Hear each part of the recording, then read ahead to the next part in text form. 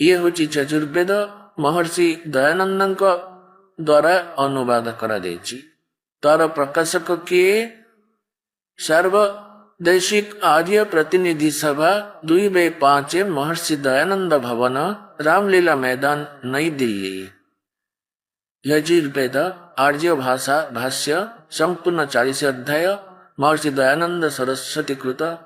दयानंद एहार अनुवाद करिछंती, लेखक नुहंती।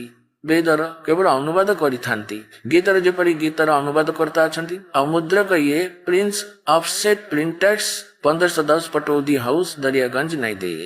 एबे तार पंचम अध्यायर 32 श्लोक रे देखौची आपनकर ये पंचम अध्याय आउ ये तले 32 मंत्र 32 नंबर एठी देखिबे उसी गसी एई देखंतु कबीर अंधारी आसी आमे तांको कबीर कहितांती आम निज भाषा रे आमे एमिति कहिथाउ अंधारी आसी बंभारी अविश्व आसी। यार जी अनुवाद करछन तब देखिबा एबे हे जगदीश्वर जो कारण आपण उसिक माने कांतिमान असी माने अटंती आउ अंगारी माने भूल पथरे चालुथिबा आत्मा मानकर शत्रु। यह लिखिबार थिला आपण पापर शत्रु पापनाशक। एबे अनुवाद करता महर्षि दयानंदଙ୍କର निज ज्ञान सिद्धांत थिला जे भगवान पापनाशन करंती सेतिपई ई कथाटी को द्वंद्वरे पकाइले। तापरे अष्टम अध्याय 13 नंबर श्लोक रे 6 थर लिखा जाइछि भगवान पापनाश करिथांती। यह स्थिर ही पारि नथिला। यह लिखिबार थिला जे अरे माने शत्रु जहा पापर शत्रु कबीर किए। एबे एमाने याको ये कबीर कबीर बोली कहउछंती आमे याको कबीर बोली कहउछु। आउ सिए एपरि करिदेले लेखिले कवि आउ अर्थ बाहर कले कांत प्रज्ञ। हाँ एबे प्रथमे एबे बंबारी এই দেখ बम अर्थात बंधन अरि अर्थात शत्रु बंधन र शत्रु जे बंधन को खंडन करिवे बंधन रु मुक्त करिवे।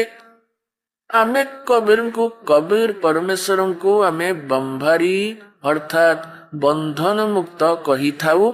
या लिखिबार फरक एटी बंधन मुक्त लिखिले बंधन र शत्रु बोली लिखि समान कथा। एबे जेपरि सी एटी भूल करिचंती ना एटी भूल करिचंती एटी कवि लिखि दै थांते सी कवि ही बस तापरे भी आमे मानि नै थांतु जे किछि ठीक करबा चेष्टा करछंती। कविर अर्थ कांत प्रज्ञ ये की कथा। एबे जेपरि आमे यजुर्वेद जाहाको आमे पढुछंती आ तार कोनोसी भी स्थान रे व्याख्या हिथिबार एबे देखैबी आपनकु। एबे जेपरि एई यजुर्वेदर 36 अध्याय एई देखंतु ये 36 अध्याय आउ ये तार होची प्रथम मंत्र। एतरे लिखा अछि ऋचम वाचम प्रपद्ये मनो यजु प्रपदे। ये यजु शब्द लिखा अछि।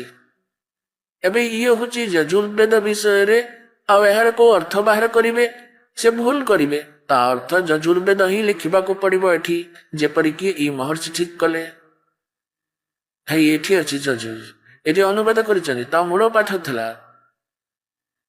एठी देखंतु एठी यजु शब्द अछि और तांको ई यजुर्वेद लिखिबा को पड़िला तार सठिक अर्थ एठी जदी यजुर अर्थ प्रस्तुत करिथान्ते तेबे बलिदानी स्तुतिर संग्रह। तबे किए जाने ये क्यों संग्रह अथवा ये लिखिदबा तार बलिदान स्तुति तो यजुर अर्थ एठी लिखिबा को पड़िबो जे ये यजुर्वेद विषय रे कहा जायछि। तबे ठीक जेपरि से कवि करिथिले सेठी हमकु कबीर देव पढ़िबा को पड़िबो कबीर देव लिखिबा को पड़िबो। एई देख आमे पुनर्बार सेठी आसीबा पंचम अध्याय 32 नंबर श्लोक को। एठी 32 श्लोक रे यजुर्वेद को से एठी जो कवि करि देले लिखिबार थिला से कबीर देव बस कविदेव लिखिदेले से लिखिते कबीर देव कहवाक लगिले देव को परमेश्वर देवर अर्थ परमेश्वर ही थाए सी होती कबीर देव। आउ देख ये लिखा अच्छी लिखा अच्छी रिद्धामासी सावरज्योति रिद्धामा से निजे लिखिंट अर्थात धामा माने सत्य धाम युक्त आमे सत धाम कहू सतलोक कहू या ये सतलोक रिद्धामान जेपरी एपरी कहूची रिद्धामान अर्थात सतलोक माने सतलोक निवासी जो कही न जैसे अमुक ग्रामर लोक अमुक जगार आसी अमुक जगार रहुची तेबे से माने एपरी कही थांती रिद्धामा सतलोक रे रही थांती। आउ साबर ज्योति देखो कौन ता मध्य अच्छी अंतरिक्ष को प्रकाश करी थांती साबर ज्योति स्वयं प्रकाशित परमात्मा से स्वयं प्रकाशित से सतलोक रे रही थांती कबीर तांकर नाम। आउ से होचंती अंगारी पापर शत्रु बंधन शत्रु अर्थात बंधन मुक्त कबीर अंगारसी आमे तांको कबीर बोली कही थाऊ।